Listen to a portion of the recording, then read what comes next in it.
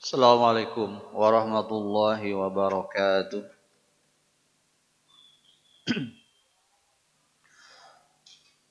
Alhamdulillahi rabbil alamin.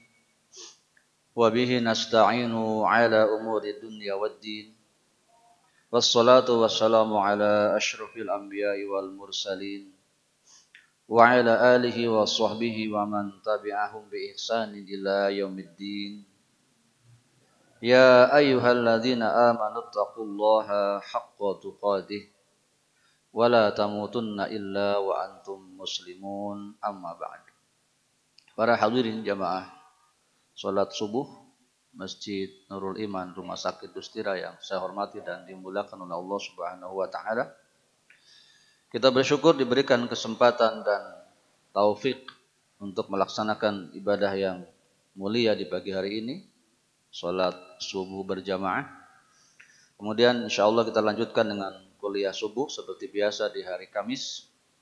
Kita bacakan hadis-hadis Nabi Muhammad sallallahu alaihi wasallam. Maka perlu diketahui bahwa kecintaan kepada Nabi Muhammad sallallahu alaihi wasallam adalah perkara yang diwajibkan. Kita mengharap bahwa salah satu yang memberikan keselamatan bagi kita atas izin Allah adalah syafaat dari Nabi Muhammad sallallahu alaihi wasallam. Di antara syafaat akan kita dapatkan jika kita mencintai beliau. Dan tentu apabila ditanyakan kepada kita, adakah Anda sudah mencintai Nabi sallallahu alaihi wasallam? Kita jawab sudah. Akan tetapi kita harus memperhatikan setiap perkataan harus ada pembuktian. Kalau Bapak Ibu mengatakan cinta kepada pasangannya masing-masing, maka perlu pembuktian. Pasangan kita pun kadang menuntut, apa buktinya Anda mencintai diriku? Ya, dan seterusnya. Maka di antara bukti kita mencintai Nabi adalah sering menyebut namanya. Dan tentu bersolawat kepadanya. Kemudian kita suka kalau seperti mendengarkan beliau berbicara. Ya.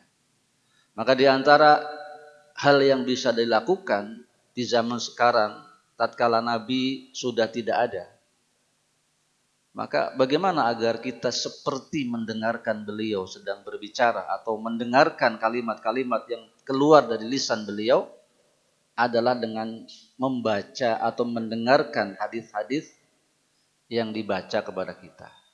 Nanti dikatakan qala Rasulullah sallallahu alaihi wasallam. Rasulullah sallallahu alaihi wasallam bersabda begini.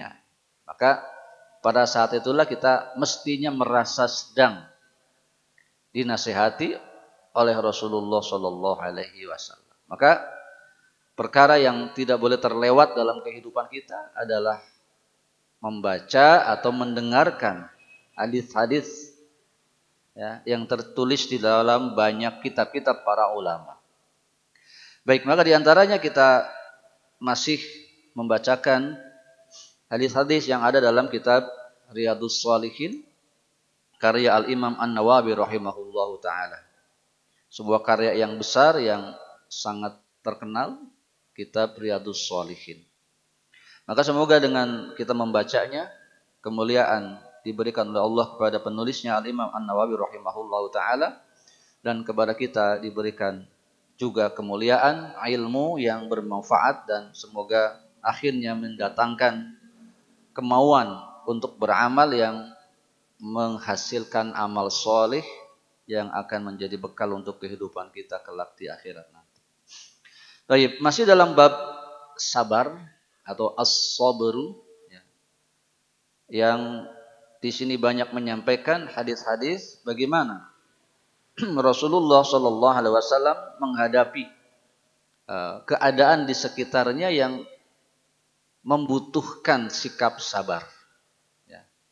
Maka di antaranya hadis berikut ini, sabar terhadap seseorang yang meminta atau mengambil sesuatu dari diri kita, yang tentu terkadang hal itu membuat kita tidak nyaman, ya, tidak enak. Dan sikap seperti itu kalau berlebihan maka sudah melampaui sifat sabar yang mestinya kemudian bisa diatur agar kemudian kita bisa bersabar dalam perkara seperti itu. Hadis nomor 26 dalam kitab ini, wa an Abi Sa'id bin Malik ibn Sinan al-Khudri radhiyallahu anhu. Dari Abu Sa'id bin Malik bin Sinan al-Khudri, biasa disebut Abu Sa'id al-Khudri radhiyallahu anhuma, annan nasan minal ansari sa'alu Rasulullah sallallahu alaihi wasallam fa'adahum. Ya. Beliau berkata bahwasanya ada beberapa orang Ansor meminta sesuatu kepada Rasulullah sallallahu alaihi wasallam, kemudian beliau pun memberinya. Jadi kalau kita gambarkan, Rasulullah sedang berdiam, tiba-tiba datang beberapa orang Ansor.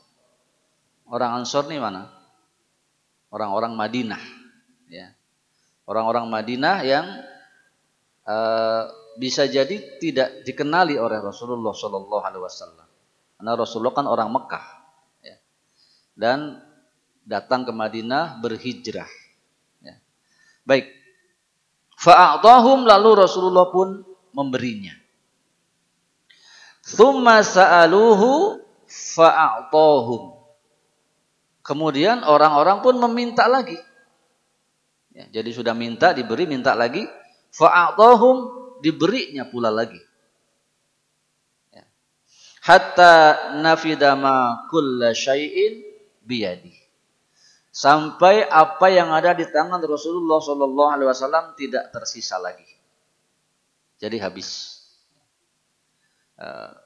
Ini adalah sikap yang sangat mulia, ya, melambangkan kemurahan hati Rasulullah Sallallahu Alaihi Wasallam. Maka nanti disebutkan di bulan Ramadan biasanya Rasulullah Sallallahu Alaihi Wasallam adalah orang yang paling dermawan, dan lebih dermawan lagi tatkala masuk bulan Ramadan. Nah, seperti apa kedermawanan Rasulullah? Begini, kalau ada orang minta kasih, minta sampai habis pun tidak masalah. Ya. Ini yang terjadi pada diri Nabi Sallallahu Alaihi Wasallam. Faqala lahum, kemudian beliau pun bersabda, ya, untuk memberitahu kepada semua orang. Ya. Faqala lahum hina anfaqa kulla syai'in biyadih. Kata beliau, apapun kebaikan yang ada padaku, aku tidak akan menyembunyikannya dari kalian. Ya, kemudian ma yakun min khairin falan addakhira ankum. Ya. Baik, dan kemudian barang siapa, dan aku tidak akan menahan-nahannya dari diriku. Artinya kalau diminta pasti akan diberikan. Ya. Wa man yasta'fif yu'iffahullahu wa man yastarni yughnihillahu. Ya. Tetapi kata beliau, barang siapa yang menjaga kehormatan dirinya, maksudnya dari meminta-minta, maka Allah akan menjaga kehormatan dirinya. Ya. Jadi memanglah kalau kalian minta apapun kepadaku, aku akan selalu beri kalau ada. Ya, kata Nabi seperti itu. Tetapi barang siapa yang menjaga dirinya dari meminta-minta, maka Allah akan menjaga kehormatan dirinya. Artinya yang harus tahu diri itu orang yang meminta. Ya. Ini mungkin akan terjadi pada kehidupan kita. Kita punya sahabat, punya kawan yang sangat baik. Ya. Jangankan diminta, kita datang aja dia udah ngerti kalau kita butuh. Nah, ini kawan yang super ya. Jadi dia ngerti kebutuhan kita. Tidak usah ngomong, dia tahu kalau kita butuh ya. Nah, kalau kita memang jenis orang yang begitu kadang-kadang. Ya. Atau memang kita kadang-kadang meminta kepadanya dan selalu diberi. Ya, kawan kita itu kalau tahu hadis ini dan memang ada, mungkin akan seperti itu. Nah, maka bukan kita harus terus meminta, tetapi kita yang harus ya menjaga kehormatan diri kita dengan menahan diri untuk meminta atau menolak ketika diberi. Oh, sudah. Kemarin kan sudah, sekarang enggak lah, ya. Nanti lain kali. Jadi jangan selalu diterima. Kadang-kadang ditolak, meskipun nanti yang beri maksa. Sudah bawa. Ya. Suka kadang-kadang dibungkuskan, simpen di motor orang teh. Ini orang-orang baik kadang sampai ada yang kelewatan baiknya begitu. Kita sudah nolak pun tetap kita kadang-kadang harus berusaha menolak. Nah, ini sikap-sikap seperti ini dikedepankan. Ya. Nah, kita juga sampaikan ini kepada biasanya ibu-ibu ya, yang sering ada kegiatan riung-riung ya, dari mulai arisan, kemudian kalau sekarang ini munggahan dan lain-lain. Itu kadang tuan rumah menyediakan makanan tuh banyak. Kadang ada banyak yang tidak tahu malu, ya sudah makan, kemudian makan pun ya tidak tertahan, semuanya diambil. Pulang masih memasukkan makanan tanpa ngomong kepada tuan rumah. Bebes-bebeskan karena kantong. Ini sikap yang kurang baik. Meskipun tuan rumah sudah oke, dia memang untuk disediakan untuk tamu, silakan ambil. Nah, tapi dalam perkara ini kita harus menjaga diri kita tidak melakukan perkara seperti itu. Nah, apabila kita menjaga diri tidak seperti itu, Allah akan menjaga kehormatan diri kita. Tapi sekali lagi meskipun tuan rumah sudah terbiasa dan memang mengikhlaskan semuanya itu. Ya meskipun seperti tadi nanti kalau memang itu adalah bagian yang akan dibagikan, nanti juga tuan rumah memberi plastik, silakan yang mau ngambil gitu ya. Nah, baru kita kemudian setidaknya kalau memang perlu makanan itu kita. Kalau tidak perlu jangan. Atau di rumah ada juga, ya biar buat orang lain lah ya, seperti itu. Baik, kemudian waman yatasabbar yusabbirhu Allah. Wa man yatasabbar yusabbirhu Allah. Ya. Maka barang siapa ya. Sepertinya ada yang terlewat. Oh ini. Wa man yasta'fif yu'iffahu Allah. Barang siapa yang merasa cukup dengan yang sudah ada, maka Allah akan mencukupkannya. Ya, jadi kita harus punya sifat merasa cukup dengan pemberian Allah, sifat qanaah. Ya, jadi kalau diberi, ya, atau kita sebetulnya punya sesuatu, menahan diri untuk tidak merasa kurang terus sehingga sampai minta-minta kepada orang lain. Kalau memang tidak sangat butuh, usahakan jangan meminta kepada orang lain. Atau mengusahakannya dulu sendiri, ya, baru kalau memang tidak mampu meminta bantuan kepada orang lain. Wa may yastaghni yughni Allah, ya. Barang siapa yang saya tertukar-tukar nih menerjemahkannya. Ya. Ini wa may yastaghni yughni Allah, barang siapa merasa cukup maka Allah akan mencukupkannya. Wa may yatasabbar yusabbirhullah. Dan barang siapa bersabar, Allah akan membuatnya bersabar. Ya. Memang sifat sabar ini tidak muncul begitu saja. Ya. Perlu diundang. Nah, terkadang seperti disebutkan kemarin, sabar itu ada panasnya. Ya, maka ketika seseorang mulai ingin mendapatkan sesuatu dengan cara meminta, dia tahan dulu. Tidak, saya tidak minta. Dia berpikir butuh tidak. Ya. Nah, dengan sikap sabar seperti itu, Allah akan memberikan kesabaran. Sehingga akhirnya tidak terjerumus kepada sifat untuk senang meminta-minta kepada orang lain. Wa ma u'tiya ahadun 'ata'an khairan.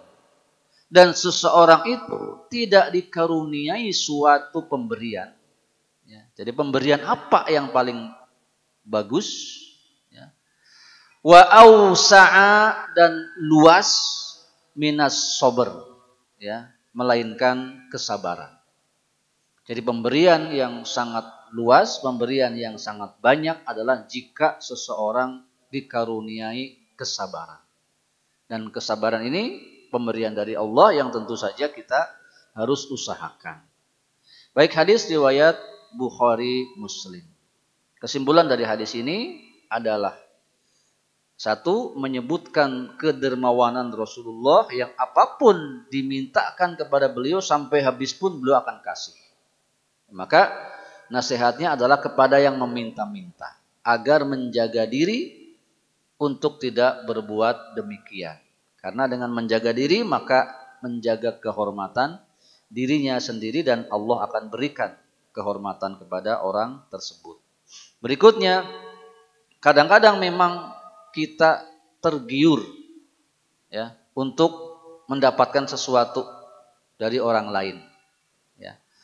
Kalau yang umum-umum ya, sekarang ada, mohon maaf, bantuan dari pemerintah itu kan untuk orang miskin ya rata-rata. Tapi kenyataannya banyak orang-orang yang mampu tapi pengen. Ya. Dan tidak malu untuk ikut ngantri. Ya, ini ada dua kekeliruannya.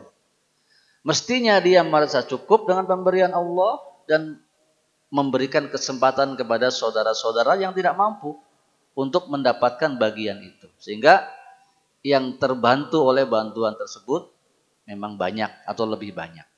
Ya, kita banyak dulu ya, kita pernah jadi pengurus RT begitu ya. Dia orang kaya, tapi kalau ada bantuan nggak nolak gitu.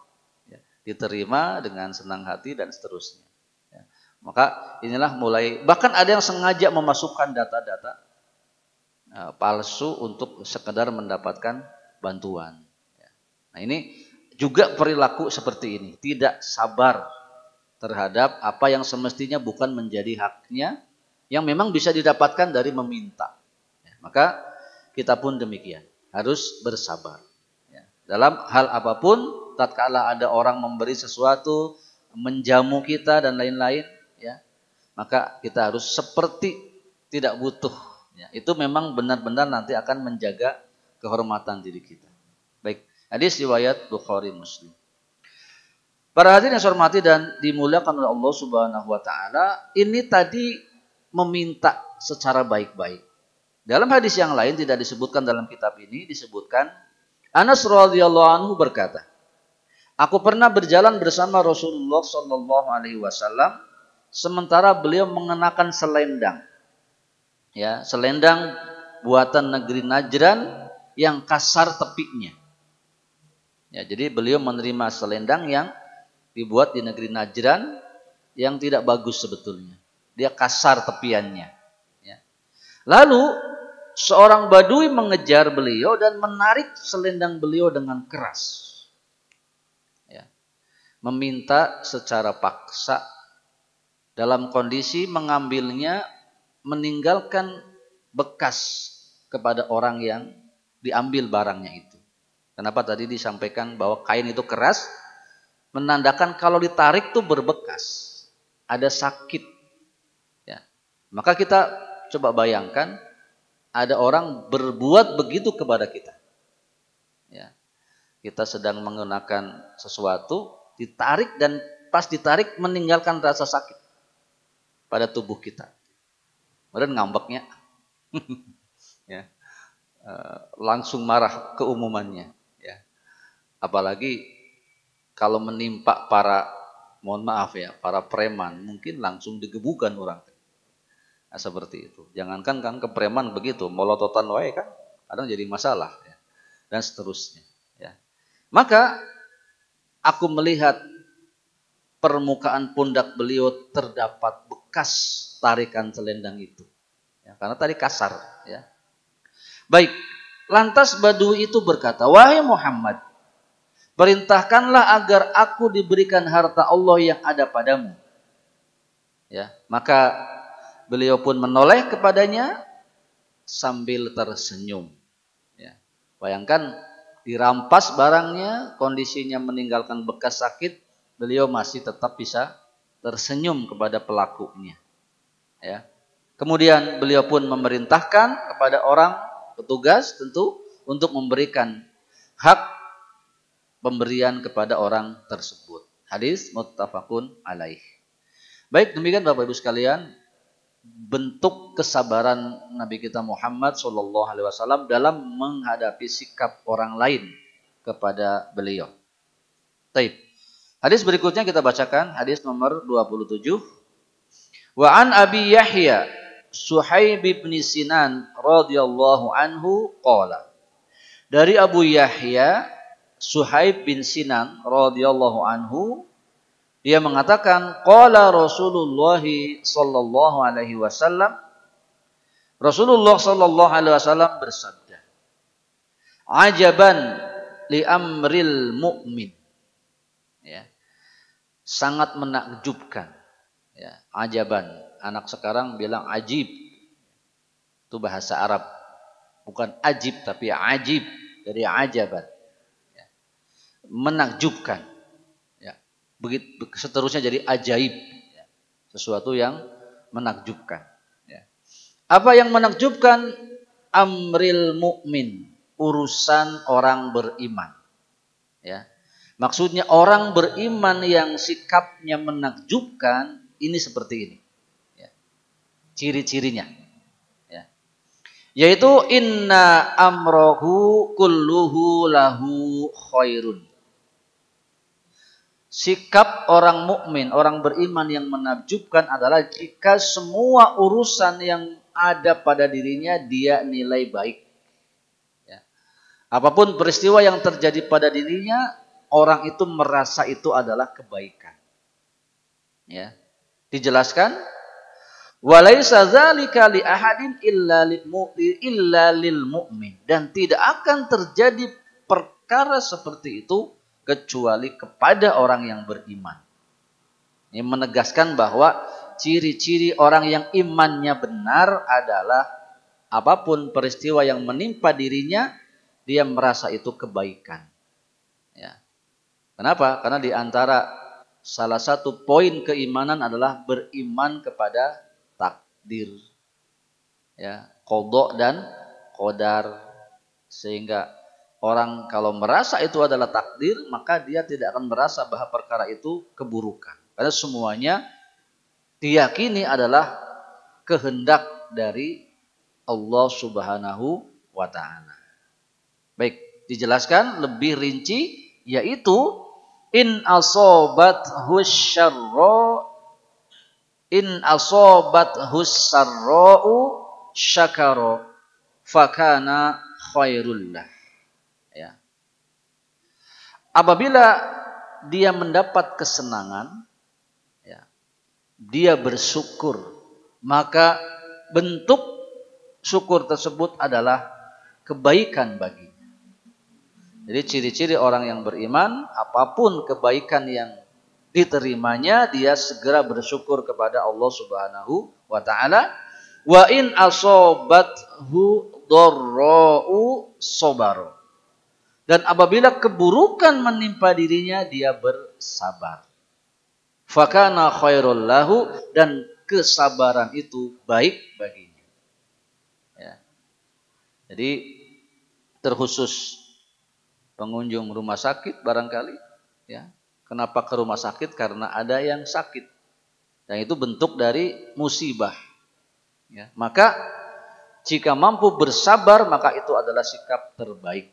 Maka dianjurkan bagi setiap kita yang berada di sini di rumah sakit, khususnya karena saudaranya atau dirinya sedang sakit, ya, perkuat kesabaran. Karena itu sangat baik bagi dirinya. Jadi singkatnya, sikap terbaik bagi seorang beriman adalah apabila mendapatkan kebaikan, bersyukur, dan apabila yang didapatkannya, ya, kadang-kadang kita saja Pak yang merasa itu keburukan, ya. Tapi kalau lama-lama, kadang-kadang keburukan itu justru menjadi kebaikan, ya. Maka bersabar untuk mendapatkan hikmah daripada musibah yang kita dapatkan. Ya, kalau belum sudah tidak bersabar, ya tidak bisa mengambil hikmah dari musibah. Baik, hadis riwayat Muslim. Baik Bapak Ibu sekalian yang saya hormati dan dimuliakan oleh Allah Subhanahu wa taala, berikutnya hadis nomor 28. Wa an Anas radhiyallahu anhu qala. Dari Anas bin Malik radhiyallahu anhu, beliau berkata, lamma saqula an-nabiyyu sallallahu alaihi wasallam, ya. Beliau berkata mengabarkan bagaimana kondisi saat Nabi sallallahu alaihi wasallam sakit, ya. Jadi Nabi kita Muhammad sallallahu alaihi wasallam jarang sekali sakit, ya. Tetapi di akhir hayat beliau ada satu kondisi sakit yang sangat berat bagi beliau, ya. Ini juga menandakan bahwa orang soleh itu bukan tidak ada ujiannya, bukan tidak ada musibahnya, ya. Sama, Nabi Muhammad juga merasakan sakit, ya. Baik, kemudian ja'ala yataghashahul karbu, ya. Pada saat seperti itu sampai-sampai beliau pingsan. Jadi sakit sampai pingsan. Dikabarkan sakit kepala, ya, yang sangat sampai pingsan. Kemudian faqalat Fatimatu radhiyallahu anha. Pada saat seperti itu tentu Fatimah, ya, putri beliau yang sangat dekat dengan beliau, merasakan sesuatu tentang ayahnya, ya. Ini biasa. Ketika ada orang yang kita cintai menderita, apapun sebabnya, selalu ada perasaan empati, ya, ikut merasakan penderitaan tersebut.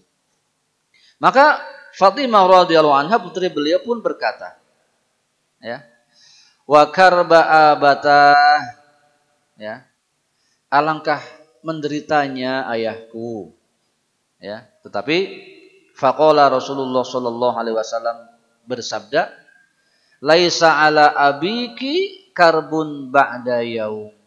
Wahai putriku, tidak akan ada lagi penderitaan pada ayahmu setelah hari ini, ya. Ini kalimat yang multitafsir, ya. Kalau orang yang sakit demikian keras bilang begitu, itu ada dua kemungkinan. Besok bapak tidak akan sakit lagi.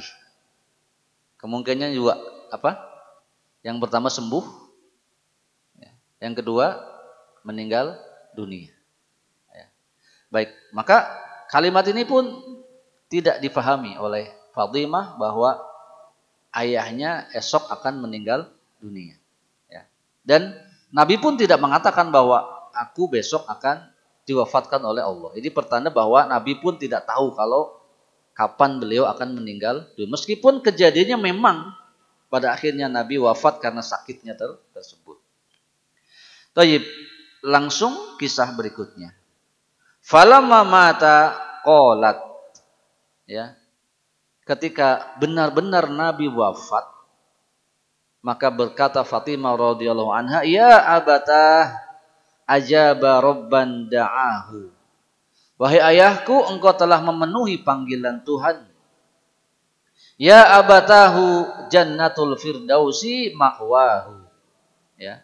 Surga Firdauslah sebagai tempat kembalimu. Ya abatah ila Jibrila nan'ahu. Kepada Jibril kami beritahukan wafatnya. Kemudian falamma dufina qalat Fatimah radhiyallahu anha, atabat anfusukum an tahsu ala Rasulillah sallallahu alaihi wasallam matturaba. Wahai ayahku, ya. Oh maaf, wahai ayahku yang kepada Jibril kami memberitahu wafatnya, maka ketika baginda sallallahu alaihi wasallam dikubur, Fatimah berkata, apakah jiwa kalian rela untuk menaburkan tanah di atas makam Rasulullah sallallahu alaihi wasallam?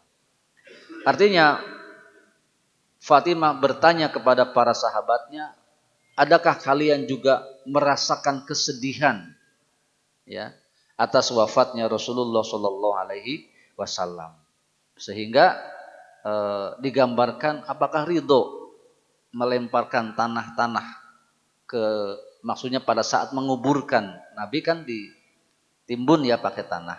Maka di antara proses yang sangat menyedihkan Bapak Ibu sekalian, ketika kita mengurus jenazah adalah tatkala mengubur ya. Pas dimasukin mah nggak apa-apa. Tapi pas melemparkan tanah ya, ikut menimbun itu, kalau kita anggota keluarganya atau ada kaitan langsung dengan almarhum, itu akan ada kesedihan yang berlebih. Maksudnya agar setiap orang bersabar dalam menghadapi perkara yang demikian. Ya tidak boleh tidak rela. Wayahna orang yang sudah meninggal memang harus dikuburkan. Jadi kalaupun ada bentuk-bentuk kesedihan tidak boleh menghalangi ya seseorang untuk menahan-nahan saudaranya dari segera dikuburkan. Baik, maka di antara sunnah adalah seseorang ikut melemparkan atau ikut memasukkan tanah ke dalam liang kubur. Jadi ngarawu gitu ya, ikut meskipun hanya sarawun gitu untuk pada saat terjadi seseorang dikuburkan. Baik, hadis riwayat Al-Bukhari. Para hadirin yang saya hormati dan dimuliakan oleh Allah Subhanahu wa taala, dijelaskan dalam riwayat yang lain bahwa Umar radhiyallahu anhu ini tatkala Nabi sudah wafat ya. Maksud dari hadis ini adalah agar setiap kita mampu bersabar tatkala ditinggalkan oleh salah satu anggota keluarga kita, dan di antara bentuk sabar adalah ridho ya, dan mengakui mengakui adanya bukti bahwa yang bersangkutan memang sudah meninggal. Tetapi pada masa Nabi SAW meninggal, ada sahabat Nabi yang seolah-olah tidak percaya kalau Nabi meninggal. Di antaranya adalah Umar bin Khattab radhiyallahu anhu. Ya. Maka Umar radhiyallahu anhu menduga bahwa Muhammad hanyalah pingsan. Nabi Muhammad SAW diduga hanya pingsan. Mughirah meyakinkan Umar atas kenyataan yang dilihatnya bahwa Nabi Muhammad SAW telah meninggal dunia. Namun Umar bin Khattab radhiyallahu anhu tetap bersikukuh bahwa Nabi tidak wafat. Ya, kenapa? Wajar saja, Nabi usia masih muda. Ya. Meninggal beliau pada usia 63. Jadi memang pantas kalau Umar bin Khattab tidak percaya. Ya. Beliau sampai berkata, demi Allah, Muhammad SAW tidak wafat. Ya. Akan tetapi beliau pergi kepada Tuhannya sebagaimana Musa bin Imran pergi selama 40 malam dan tidak bersama kaumnya, lalu kembali bersama mereka setelah dikira wafat. Jadi Umar bin Khattab yakin Nabi tidak wafat, melainkan sebentar saja pergi kepada Allah dan nanti akan balik lagi. Ya.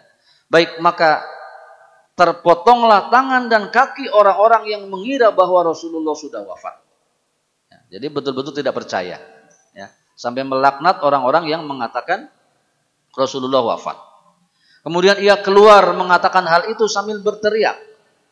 Umar mengatakan hal tersebut ya, karena diantaranya kurangnya kesabaran. Ya.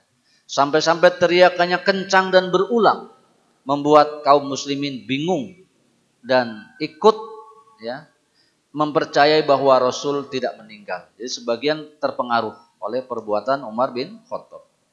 Kemudian Abu Bakar As-Siddiq radhiyallahu anhu, yang beliau adalah mertuanya ya, juga sebetulnya Umar bin Khattab adalah mertua beliau ya, mendatangi rumah putrinya. Ia pun melihat kondisi Rasulullah SAW yang telah diselubungi kain.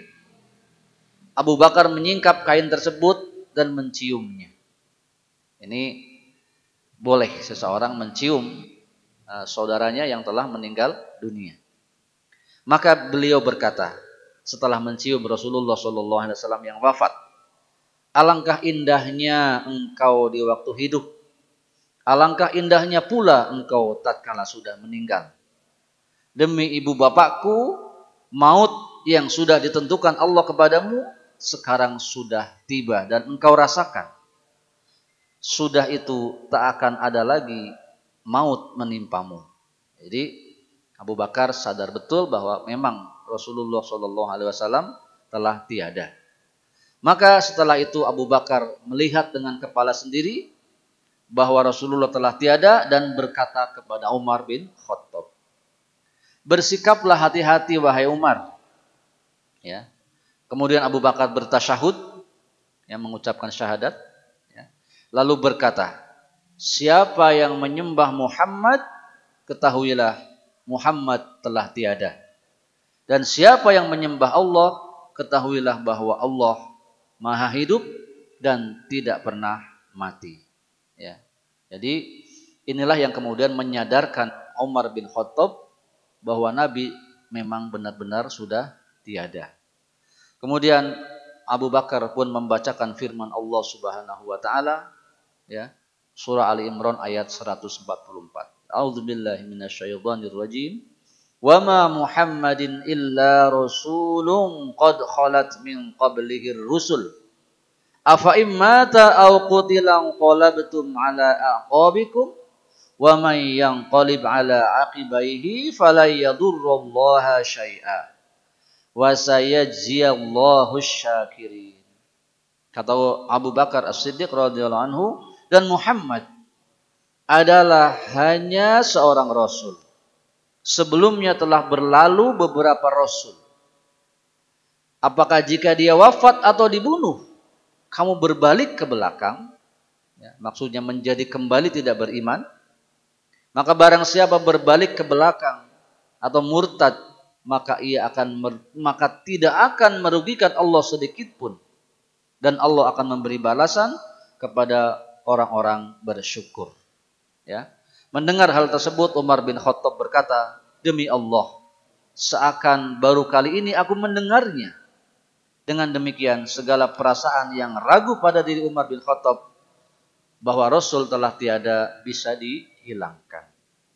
Baik hadirin yang saya hormati dan dimuliakan oleh Allah Subhanahu wa taala, inti daripada hadis ini adalah yang pertama, kita juga harus meyakini bahwa Nabi Muhammad adalah manusia biasa yang jika ajal sudah tiba padanya maka tidak akan diundur, ya. Dan memang benar telah wafat Rasulullah Shallallahu Alaihi Wasallam, ya. Dan sangat wajar kalau ada ketidakpercayaan, tetapi harus tetap dihilangkan, ya. Harus diluruskan. Maka memang penting kita mempunyai sahabat yang baik, mempunyai kawan yang baik, yang berilmu, sehingga ketika ada peristiwa yang semacam itu, orang yang baik tersebut, kawan kita, bisa memberikan masukan, ya, untuk kebaikan diri kita, menasehati, ya, dan seterusnya. Dan tentu sikap sabar yang ditunjukkan pada diri Fatimah radhiyallahu anha patut kita tiru, ya, bahwa ayahnya yang paling dicintainya direlakan meninggal dunia tanpa ada ratapan, ya, tanpa harus menangis berteriak-teriak, ya, tetapi sabar. Apalagi jika tahu bahwa orang yang kita cintai yang telah tiada itu berpotensi masuk surganya Allah Subhanahu wa taala.